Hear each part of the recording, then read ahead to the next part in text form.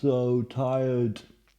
Hello, it's me, week 2, video 2, difficult second album. Genuinely very tired. I won't bore you with the reasons why, but it's to do with a little person. If you're new here, my name's Adam. I am the founder of Evenly Distributed, a business that gives strategic support to journalists and non-profits. I launched that a couple of weeks ago, and this is me talking about what's happening in my world. This video, I'm going to talk to you about everything that happened this week, a couple of little things that were really interesting, and a sort of problem I had with metrics that I came up with. I guess a solution that was really obvious to me once I'd come up with it, but not obvious at the time. So what's happened this week? I onboarded a new client, really excited about this. It's a departure for me in a way.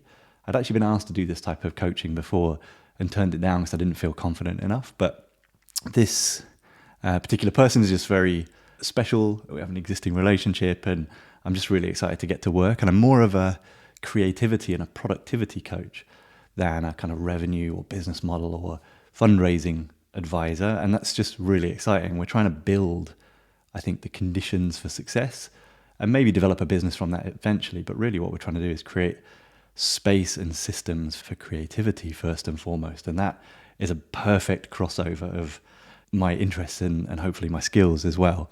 We talked about this phrase, develop your legitimate weirdness. It was given to me by a professor at my university many years ago. He was encouraging us to start a blog and saying, develop your legitimate weirdness. And it stayed with me.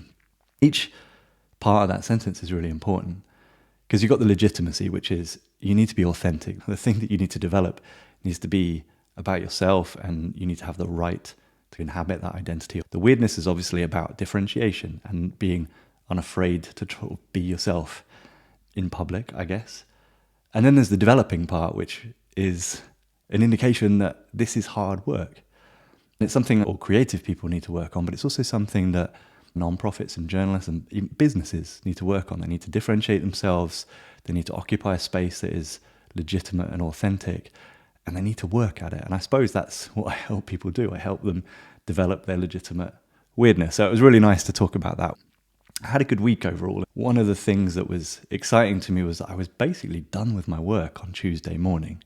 Now, I know what you're thinking. What is this guy doing all day? I obviously have work to do. There's always work to do. LinkedIn marketing, improving the website, research, reading, emails, all of that stuff. My expenses still have not got done. But I had finished all my urgent work, which was unheard of for me, and I could focus on the important work. That's just great because it means I'm spending time working on the business rather than in the business for the first time in 2 years, basically, since I started doing this. So already just this shift of launching a business with a name has changed my mentality. That said, I still got kind of overwhelmed this week, and I have to say it was all to do with metrics and me falling into bad habits. I obviously have set up all my systems now. I've got LinkedIn posts and LinkedIn ads just to, test the water, see how that works. I set up Plausible Analytics, shout out Plausible, not a sponsor, just a great tool. That is allowing me to track conversions and goals and website traffic. Podia, which is the platform I've built my website and kind of e-commerce platform on, that is obviously allowing me to see what products people are checking out. Inside that, I can see the courses that people are taking, how far they're getting in those courses. By Tuesday, I was overwhelmed. I had no urgent work left. I started to dive into this, have a little look. And of course, I just didn't know where to start. And it's a classic Adam problem. I get really excited by something. I want all the data, and then I can't remember why I was doing this. So I had a fairly simple solution. I just deleted the apps off my phone. YouTube Studio, gone. LinkedIn, gone. All notifications relating to emails or stuff, all gone.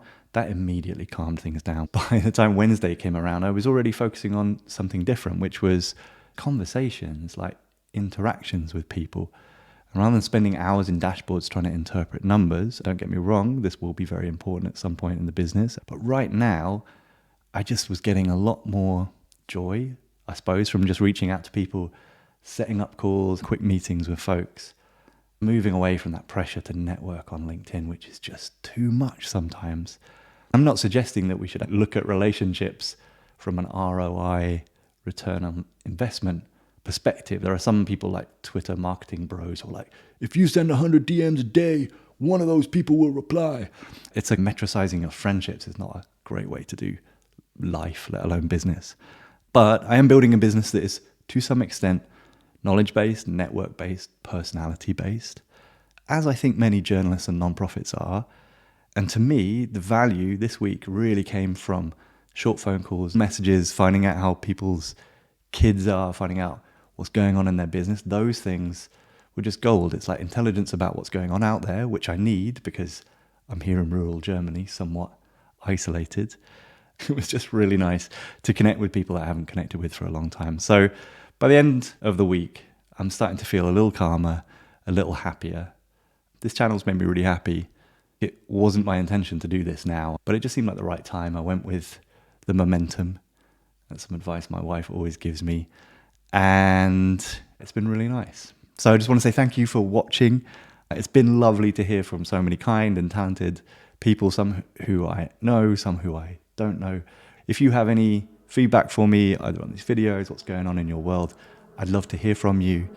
Take care, and I'll see you next week.